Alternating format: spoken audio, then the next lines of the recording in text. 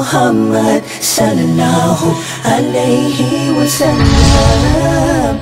You're Allah's chosen one. Bismillahirrahmanirrahim. Alhamdulillah wassalatu wassalamu ala rasulillah wa ala alihi wa sahbihi wa man tabi'ahum bi ihsani ila yawmiddin wa ba'd.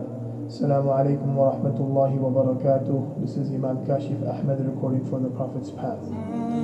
Allah subhanahu wa ta'ala has given us many bounties and great ni'mat.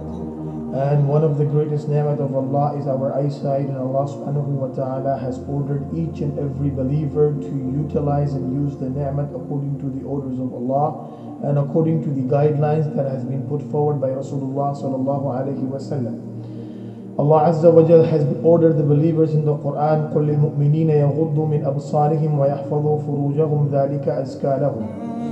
Allah Azza wa Jal has told Prophet sallallahu alayhi wa sallam to tell the believers to lower their gaze and protect their private parts.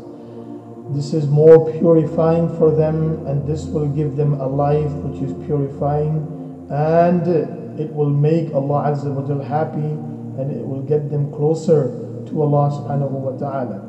Under the commentary of this ayah, Ibn Qayyim Jawzi rahimahumullah writes that all the desires that develop in the heart of an individual is due and is by the usage of his or her eyes.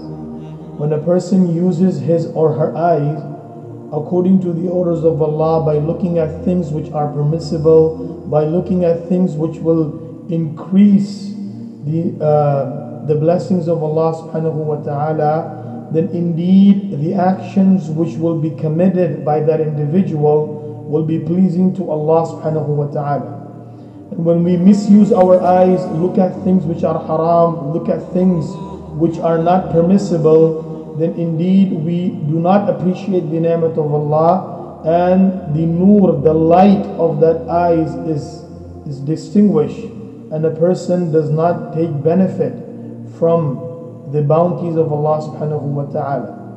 Rasulullah sallallahu alayhi wa sallam said in a hadith, "An-nadhratu sahmun masmumun min sihami iblis," that the sight of an individual is one of the deadly arrows of shaitan through which shaitan attacks. When you look at something, the desire develops in our heart, and this desire takes us to those actions and make us commit those sins. Later on, we regret in our life that we wish we never did that action. This is why taking the advice of Allah subhanahu wa ta'ala and taking the advice of Rasulullah sallallahu alayhi wa sallam, we should try our best to protect our sight by only looking at things which are permissible. If an individual accidentally looks at a thing which is haram, maybe looking at a woman which you are not supposed to look at, then immediately we should turn our sight, our gaze, or lower our gaze.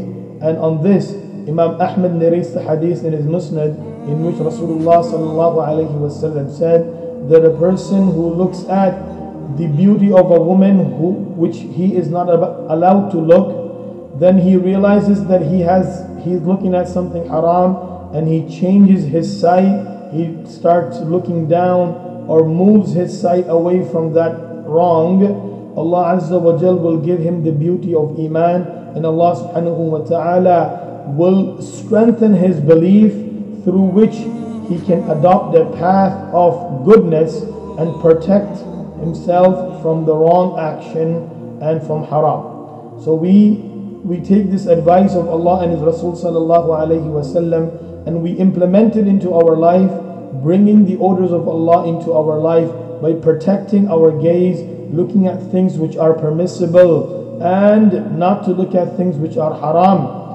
And also we ask Allah subhanahu wa ta'ala to give us the ability and the strength to live our life according to His orders, and make us among those by our action we are pleasing Allah subhanahu wa ta'ala. جزاكم الله خيرا وأحسن الجزاء. السلام عليكم ورحمة الله وبركاته.